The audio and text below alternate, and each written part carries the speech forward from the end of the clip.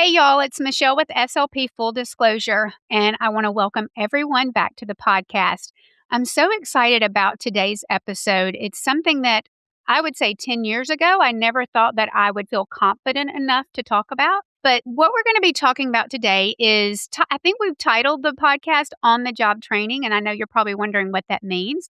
But what we're talking about is articulation.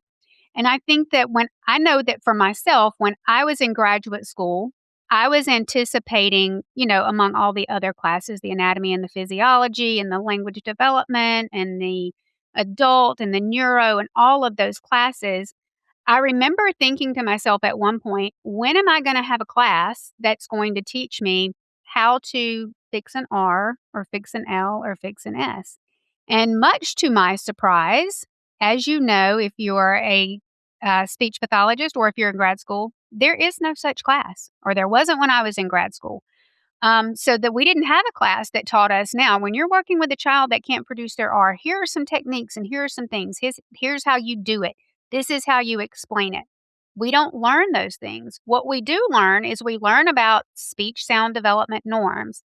We learn how to analyze speech samples. We learn, phonetic placement.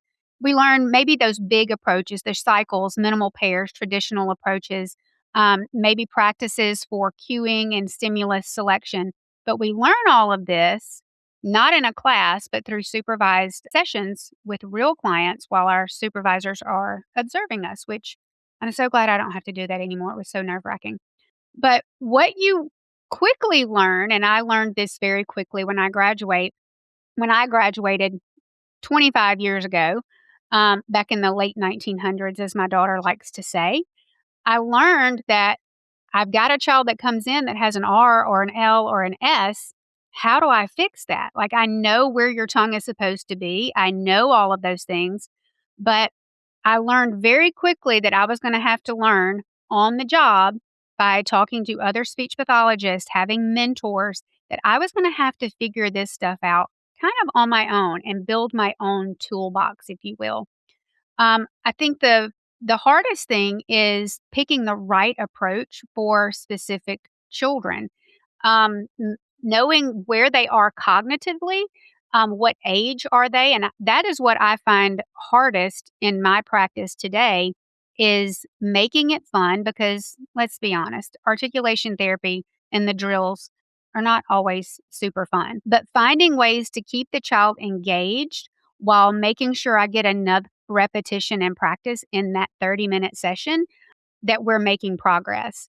But also learning, I had to learn on my own that what real world cueing, what actually works. Sometimes what we hear in the classroom or what our supervisors tell us, that might not be what works best for this child. And I have found that to be true more times than not. I can talk about, taco tongue or whatever it might be with one child, and the next child, they're like, "What? What are you talking about? What does that mean?" So I'm having to constantly change and modify how I'm presenting this information in a session constantly. How to modify that approach, right in the moment while we're working on that sound. I found it very difficult too it's one thing to start talking about articulation when you got, K's and G's and R's and L's and S's, but when you throw in that phonological piece and you've got phonological disorders on top of that, you might even have some motor speech problems on top of that. How do you generalize all of those skills and work on that? How do you do that in a structured setting to get it to then generalize outside of the speech session? Um, how to coach parents. That was something that I also had to learn on the job. It's one thing, even here on this podcast, as I'm talking, it's designed for speech pathologists. I can use specific terminology that it's going to be familiar to you. You're going to know what it means. But when I start talking about phonetic placement and I start talking about all these things, I have to make sure that I'm using terminology that parents understand. So when I'm in those IEP meetings, I have to use everyday normal language and know how to explain it in a way that makes sense to a parent, even to teachers. And as a matter of fact, in my district that I'm working in now, we had a meeting yesterday, just an SLP monthly meeting. And that was one of the things that we talked about, making sure that the language that we're using is easily understood by other people. And that throws in a whole nother kink. That's just something that you're not anticipating as a new grad. And it can be hard because when you're coming out of graduate school, I mean, you've got all the knowledge. You are fully trained, you are ready to go, but the terminology that you're using is academic knowledge. And so sometimes learning how to transfer that so that you can explain it in a way that an everyday layperson can understand can be hard. Also, just how to write a goal. That's something else that has been, that I have found over the course of my career. I have gotten, and I do pride myself. I feel like I write very good goals that are achievable because we want to make sure that they're achievable. But being able to write those goals that we can monitor that progress and that we can see that progress and help to get that generalization out of that speech session room and into the classroom, into the home, and then when they're with their peers. Another one of the things that I learned really quickly is when you're in graduate school, like I talked about earlier, we learn these practices through sessions with real clients. But those sessions are always one-on-one. So it's you with one child. And when you're in a school setting, it is not you with one child. It is not like that. It's not like it is in the graduate clinic. Most caseloads, I mean, I know early on in my career, now I don't have more than two kids in a group, but early on in my career when I had caseloads that were 100 plus, I would have 3 or 4 kids in a group. And that is something that's really hard to manage. You obviously want to do your best to group those kids so that they're all working on the same sound if you can. But that's not always the case. So you might have 2 R's, an L, and an S in a group. And then what do you do? How do you target that? How do you work on that? You also might have, I've got kids now that I work with that are, both of them are working on the same sounds, but the way I explain it to them individually is very different because this one child may not understand the concept that I'm trying to explain, especially with K's and G's. Oh my goodness, K's and G's. We could do a whole episode on K's and G's. They may not understand it while the next child does. So just learning how to shift mid session to explain it. And I think a lot of times people don't understand that you have to have a lot of language.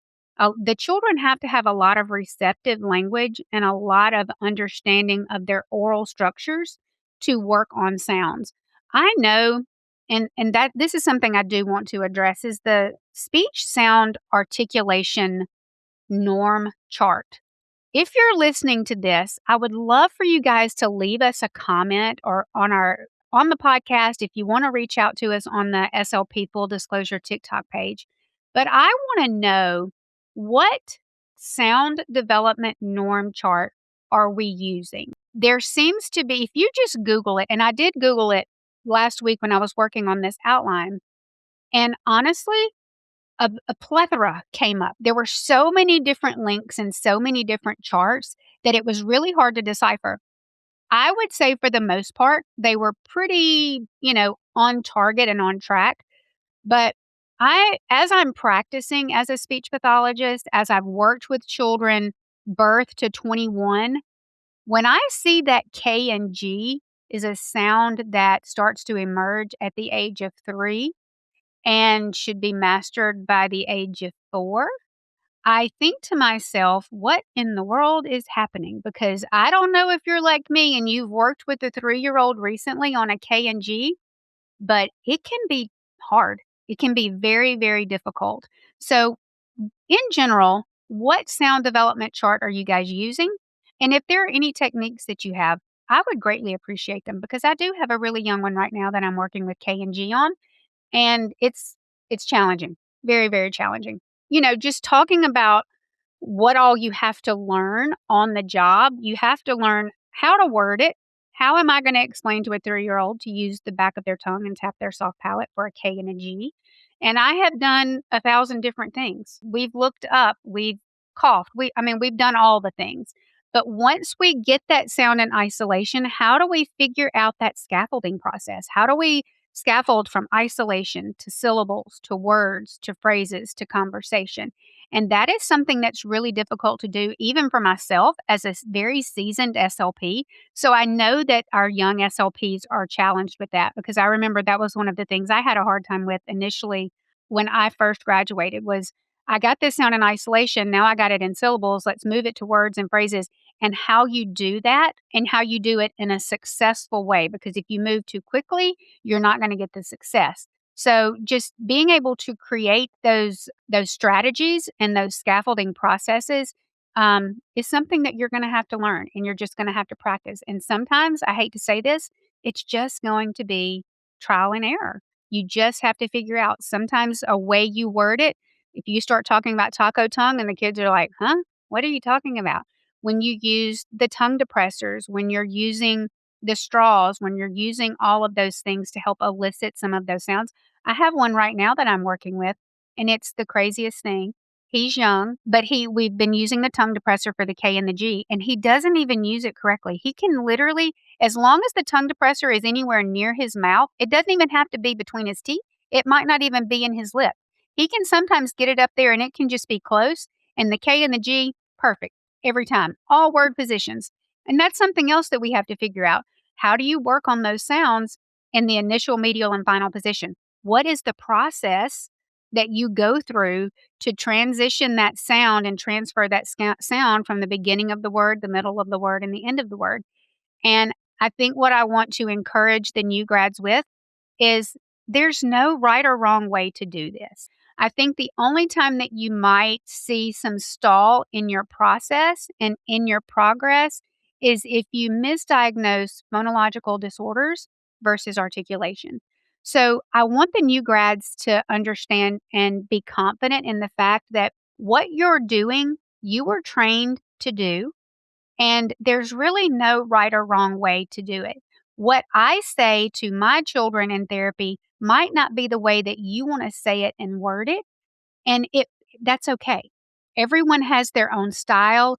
Everyone has their own way of explaining things to work through that process, because you've got to start. I mean, we all know, I mean, we learn these things in school, the auditory discrimination, the isolation, moving to syllables, words, phrases, sentences, conversation. But then that big piece is that generalization. I've got kids that I've worked with out in California that in speech and in our speech sessions, their speech is perfect, but then they go to the classroom because they know I'm there and they're really concentrating and they're paying attention. But then they go into the classroom and it's reverting right back to those same errors that they had when they first started. So we all learn those traditional approaches and how to move through those, but how you move through them and how you explain it in that session to a child is totally up to you. And that's something that you're going to learn. And be confident in the fact that just because you've never heard another speech pathologist explain how to put their tongue where their tongue is supposed to be, that's okay. If this is the first time you've ever said, because you may say something one time and it clicks. And you're going to be like, okay, well, that's how I'm going to get the next child that I have working on this sound. I'm going to remember that phrase. You're going to say that phrase, and guess what? It's not going to work. They're not going to get it. And that's okay. That's where that trial and error comes in. But I think that I just want you guys to be confident in the fact that no, we're not trained on how to fix articulation disorders specifically, but you know the anatomy and physiology and you know what you're doing. What's most important is that you are distinguishing between an articulation versus a phonology versus a motor disorder, because that is really the biggest skill. And if you misdiagnose in that initial phase, that's when your therapy progress is going to stall. So there was something interesting that when I was doing my research for this podcast, because I say research like I've not been doing this 25 years, but I just kind of wanted to see what would come up on the Google or in AI when I type in speech sound development norms and charts. But one fascinating piece, and I had not even thought about talking about this, we forget that it's repetition and practice. A lot of these kids have had these sound disorders for many, many years, and it becomes a habitual pattern. That's just how they say the sound. That's where they put their tongue. And to break that habit and to break that motor memory, it's really hard. We have to remember and I don't know if I've ever talked about this, but we have our kids in our speech sessions for 30 minutes. Well, why 30 minutes? Who picked that number? I have no idea. Why wasn't it 45? Why wasn't it 15? And you may structure your therapy sessions a little differently. Um, I feel like with our younger kids, more frequent, shorter sessions would be better instead of one 30-minute session. But as a speech pathologist in a school district where I work full time and cover many schools, I know that that's not always possible, just logistically. I would love to see, I've got a handful of kids that I would love to see every day for 10 or 15 minutes, but just logistically, that's not possible. Um, my point to all of that is that when we've got these kids in these sessions, we have to remember that we're breaking a motor speech pattern that they've had for a long time. And for a traditional articulation sound, what I found said that you have to have 30 to 60 productions per session. So if we've got these kids for 30 minutes, that's 1 to 2 productions of that sound every minute that they are in speech that day. I know for a fact that my kids are not getting 30 to 60. I would say probably in the maybe 30 to 40 range, possibly. But for phonological approaches, it recommended 80 to 100 repetitions or productions in a single session. That's a lot. We know that we've got kids who may have attention disorders. They may have a hard time focusing. Just having that general conversation. How was your weekend? What did you have for breakfast? What did you have for lunch? And then if you've got another child in there and you're splitting that 30-minute session with another child, there's no way they're getting 30 to 60 productions or even 80, 100 for those phonological disorders. So it's hard. It's really, really hard. Goodness, there's so much more I want to talk about. And I am going to talk about this, our use of visuals and our use of just that multisensory input that we use. When I first started as a speech pathologist, I was working in a multi-handicap unit. So for the first 15 to 18 years of my career, I did not do traditional articulation therapy. And that's why I said at the beginning, I never thought 10 years ago that I would be confident enough to talk about articulation. Um, but again, I learned on the job with my individual kids because once I started working with traditional articulation and phonological disorders, I realized, I do know how to fix an R. I do know how to explain how to produce an L sound. Um, but because I work virtually, now, I don't have the opportunity to use those tongue depressors or the straws or the pipe cleaners to show them the tongue shape. I will say that I use YouTube videos a lot because the person on the YouTube has a big mouth model. I've got amazing, fabulous, wonderful parafacilitators this year who are confident and willing to use those tongue depressors and those straws and those pipe cleaners and all of those things for me in person. And that has helped tremendously. So if you are as blessed as I am with amazing parafacilitators that are willing to do that, because some are like, I don't feel comfortable doing that. And if they don't feel comfortable doing that, then I'm not there to force them to do it. Although I try to explain them it's going to make our job a lot easier. Sometimes that's just not the case. But this year, 100% blessed. So using those tongue depressors, the straws, the pipe cleaners, I have also had wonderful success. Everybody wants to ask me all the time, what do you feel about the efficacy of the telehealth services that you're providing? And I hands down 100% will tell you that it is a fabulous, magnificent therapy model. And I'm seeing progress in all of my children that I work with. And it's great in this sense because remember back in the day, I graduated in the late 1900s and started practicing in the early 2000s. We had to use the little mirrors. Well, with the computer, when I'm on the computer with my kids, not only can they see me, but they can see themselves. And I have found that them being able to see themselves has made the biggest difference in how we're progressing in therapy. So that's a lot of information. On the job training, all of the things that we learn in graduate school do prepare us for practicing as speech language pathologists in different settings. But a lot of the things that we learn We have to learn on our own. But I want our new grads and our speech pathologists that are new to the field to feel confident in the fact that there's really no right or wrong way to explain to a child how to make a specific sound or elicit a sound in a child. And remember, the only time I feel like you can make that difference if you're not diagnosing correctly in the very beginning, whether it's a phonological disorder, an articulation disorder, or a motor disorder. And that's really the only time, that's really where you've got to make that delineation. Once you make that distinction in your assessment, then you can start that therapy planning and you're going to figure it out. What I say with my kids might not work. And I have found that what works with one child certainly doesn't work with the next child. And I have found myself explaining things in a way to 6-year-olds, 5-year-olds, 4-year-olds that I'm like, oh my goodness, how am I going to do this? But you just figure it out. And it's so much fun. I had a kid just last week have an amazing breakthrough with K's and G's in the final position. And it was the most joyful, amazing feeling to see the look on his face. He's a third grade little boy, all boy, and he was so proud of himself. His eyes actually got big and he kind of leaned back from the computer because he heard it. And he was so proud of himself. And he was like, I can't wait to go home and show my mom. So what we do matters, and we're making a difference in these kids' lives.